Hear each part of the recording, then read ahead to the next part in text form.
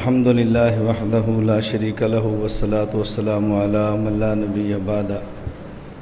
السوال الثانی عشر، 12واں سوال۔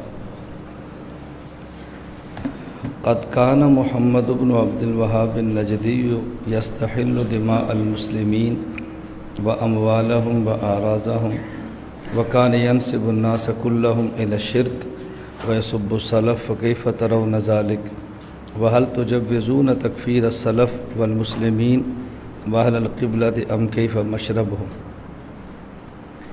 یہ 12واں سوال بڑا اہم ہے، اس پر بہت سارے حضرات آپ سے پوچھیں گے محمد بن عبد الوہاب نجدی کے بارے میں تمہارا کیا خیال ہے۔ ان نے سوال یہ لکھا ہے کہ محمد بن عبد الوہاب نجدی مسلمانوں کی مال، عزت اور خون کو حلال سمجھتا ہے۔ نمبر 2، تمام لوگوں کو مشرک کہتا ہے، سلف کو نازیبا کلمات کہتے ہیں۔ اس کے بارے میں تمہارا کیا خیال ہے؟ اور دوسری بات کہ سلف اور مسلمانوں کو کیا تم کافر سمجھتے ہو یا تم سب کو مسلمان کہتے ہو؟ اہل قبلہ کے بارے میں تمہارا کیا موقف ہے کہ اہل قبلہ کافر ہو سکتے ہیں یا نہیں ہو سکتے؟ تو یہ سوال ایک ہے، لیکن اس سوال کے اندر 2 سوال ہیں، ایک محمد بن عبد الوہاب نجدی کی ذات کے بارے میں اور ایک نظریاتی اعتقادی سوال کہ تم سلف اور اہل قبلہ کو مسلمان سمجھتے ہو یا نہیں، کافر کہتے ہو، مشرک کہتے ہو، مسلمان کہتے ہو۔ انہوں نے جو جواب دیا ہے حضرت نے بڑی تفصیل کے ساتھ بات فرمائی ہے۔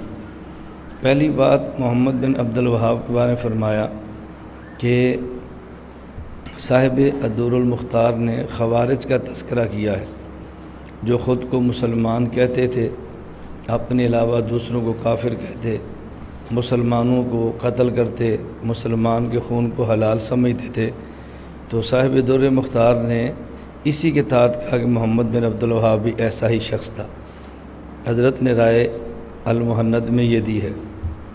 الدر المختار کے حوالے سے آپ نے سنا ہوگا، اصل میں یہ 3 کتابیں ہیں۔ ایک کتاب ہے متن تنویر الابصار، آگے اس کی شرح ہے الدر المختار، اس پہ حاشیہ ہے رد المختار جسے فتاوی شامیہ کہتے ہیں، فتاوی ابن عابدین بھی کہتے ہیں۔ تو حضرت نے یہاں پر اتنی بات ذکر فرمائی ہے اور یہ فرمایا کہ محمد بن عبد الوہاب کا ہمارے ساتھ کوئی تعلق نہیں ہے، نہ سلسلہ تفسیر میں، نہ سلسلہ حدیث میں، نہ سلسلہ تصوف میں، تینوں میں ہمارے طریق پر نہیں تھا۔ لیکن یہ حضرت کی قدیم رائے ہے، جدید رائے یہ نہیں ہے۔ اس کے بعد حضرت کی رائے محمد بن عبد الوہاب کے بارے میں سے مختلف ہے۔ اس کا معنی یہ ہے کہ پہلے آپ ہندوستان میں تھے اور آپ نے احوال ان کے بارے میں سنے تھے تو رائے اور تھی۔ جب مستقل مدینہ منورہ قیام فرمایا اور حالات کو آنکھوں سے دیکھا تو حضرت کی رائے بدل گئی، اور ایسا ہوتا رہتا ہے۔ بس اوقات ایک شخص کے بارے میں رائے اور ہوتی ہے اور آدمی حالات دیکھتا ہے تو رائے بدل جاتی ہے۔ ایک حدیث کا ایک ہی راوی ہے، ایک اس کو ثقہ کہتا ہے، دوسرا اس کو کذاب کہتا ہے۔ تو جس کے سامنے احوال اچھے ہیں اس نے ثقہ کہہ دیا، جس کے سامنے احوال ٹھیک نہیں اس نے کذاب کہہ دیا۔ تو اس لیے محمد بن عبد الوہاب کے بارے میں پہلے رائے وہ تھی، اب یہ نہیں ہے۔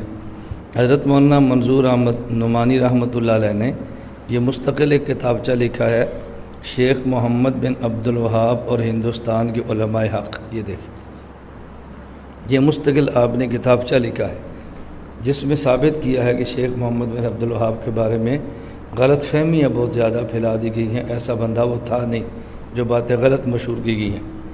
حضرت نے اس میں مولانا سہارنپوری رحمۃ اللہ علیہ کے 2 خط لکھے ہیں۔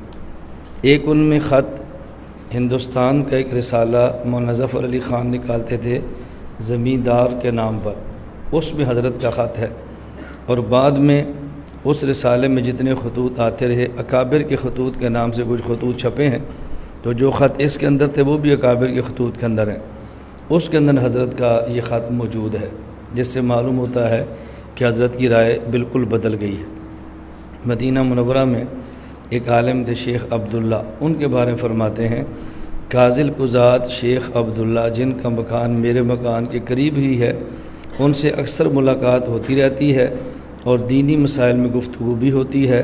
بڑے عالم ہیں، مذہب اہل سنت والجماعت رکھتے ہیں، ظاہر حدیث پر جیسا کہ امام احمد بن حنبل رحمۃ اللہ علیہ کے طریق ہے عمل کرتے ہیں۔ شیخ الاسلام ابن تیمیہ اور شیخ الاسلام ابن قیم کی کتابوں کو زیادہ محبوب اور پیش نظر رکھتے ہیں۔ ہمارے علماء کے نزدیک بھی یہ دونوں بزرگ بڑے مرتبہ کے عالم ہیں، بدعات اور محدثات سے نہایت متنفر ہیں، توحید و رسالت کو اپنے ایمان کی جڑ قرار دے رکھا ہے۔ الغرض میں نے جہاں تک خیال کیا اہل سنت کے عقائد سے ذرا بھی انحراف نہیں، اور اکثر اہل نجد قرآن شریف پڑھے ہوئے ہیں، کثرت سے حفاظ ہیں، صلاۃ با جماعت کی نہایت پابند ہیں۔ آج کل مدینہ منورہ میں سخت سردی کا زمانہ ہے، مگر اہل نجد صبح کی نماز میں پابندی کے ساتھ آئے ہیں۔ بہرحال اس قوم کی حالت دینی نہایت اطمینان بخش دیکھی ہے۔ اب یہ سارے وہ تھے جو شیخ محمد بن عبدالوہاب کے متبعین میں شمار ہوتے ہیں۔ حضرت کا ایک دوسرا خط ہے، وہ اس سے بھی زیادہ بہتر ہے۔ حضرت سہارنپوری رحمۃ اللہ علیہ مدینہ منورہ میں تھے۔ حافظ محمد یعقوب گنگوہی رحمۃ اللہ علیہ نے حضرت کو خط لکھا اور وہاں کے حالات معلوم کیے۔ حضرت نے جواب دیا، میرے خیال میں یہ حکومت اس زمانہ کے اعتبار سے نہایت دیندار واقع ہوئی ہے اور نیک نیتی کے ساتھ کام کر رہی ہے۔ جس قدر بڑے بڑے کام ہوئے ہیں، کوئی بھی میرے نزدیک ایسا نہیں جس میں دین کا پہلو نہ ہو، اور بعض امور صغار جس میں کچھ فروگزاشت ہو رہی ہے۔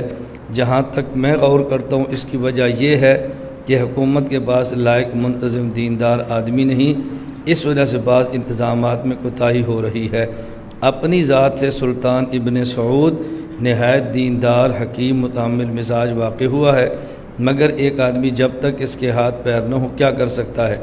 امن کی حالت تو یہ ہے کہ ایک ایک دو دو اونٹ مکہ معظمہ اور مدینہ منورہ اور ینبوع اور جدہ کے درمیان آ جا رہے ہیں، کسی کو کوئی شکایت پیدا نہیں ہوئی۔ یہ میں نے وضاحت اس لیے کی ہے کہ بسا اوقات المحنت میں حضرت کی رائے کو دے کر لوگ سمجھتے ہیں کہ علماء دیوبند کا محمد بن عبدالوہاب کے بارے میں نظریہ ٹھیک نہیں تھا۔ یہ حضرت کی اول رائے تھی، بعد میں آپ نے رائے تبدیل فرمائی اور مولانا منظور نعمانی رحمۃ اللہ علیہ نے اس رائے کو شائع کر دیا ہے۔ اس لیے ہمارے حضرات کی رائے شیخ محمد بن عبدالوہاب یا آل سعود یا حکومت سعودیہ کے بارے میں وہ نہیں ہے جو پھیلائی جا رہی ہے۔ وہ حضرات امام احمد بن حنبل نور اللہ مرقدہ کے مقلد ہیں، اور حکومتی سطح پہ علماء دیوبند کے ساتھ محبت اور تعلقات بہت اچھے ہیں۔ بعض نچلے لوگوں نے علماء دیوبند کے بارے میں بعض غلط باتیں پھیلائی ہیں، تو جس سے یہ تاثر دیا جا رہا ہے کہ وہ لوگ اس قسم کے نہیں، حالانکہ ان کے معاملات ہمارے ساتھ وہ نہیں جو لوگ مشہور کر رہے ہیں۔ دوسری بات کہ حضرت نے جواب دیا کہ مسلمانوں کے مال اور خون کو اور ان کی عزت کو حلال سمجھنا اس کی بنیاد کیا ہے؟ نہ حق ہے یا حق ہے؟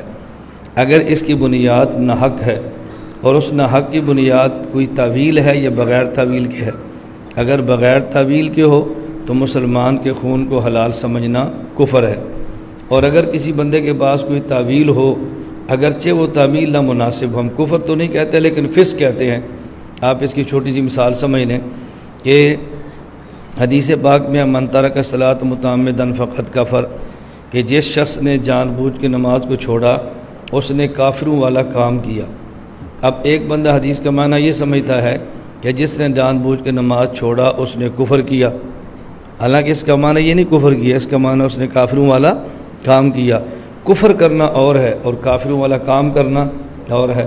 اب شراب پینا کفر نہیں ہے، لیکن شراب پینا مسلمانوں کا کام بھی نہیں ہے۔ اب اگر کوئی بندہ شراب کے پیے، ہم اس کو یہ نہیں کہ تو کافر ہو گیا، ہم کہیں گے تو نے کافروں والا کام کیا ہے۔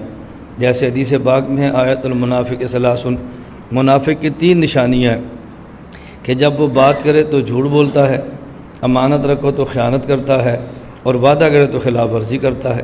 اب اس کا یہ معنی کریں کہ جو جھوٹ بولے وہ منافق ہو گیا، وعدہ خلافی کی تو منافق ہو گیا۔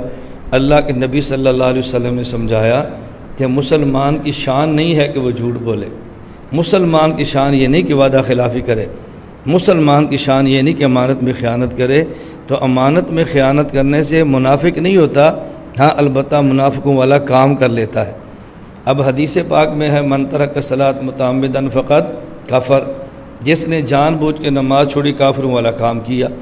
اب کوئی آدمی اس کا معنی یہ سمجھتا ہے کہ نہیں، اس حدیث کا معنی ہے کہ جس نے نماز چھوڑی فقط کفر، وہ کافر ہو گیا۔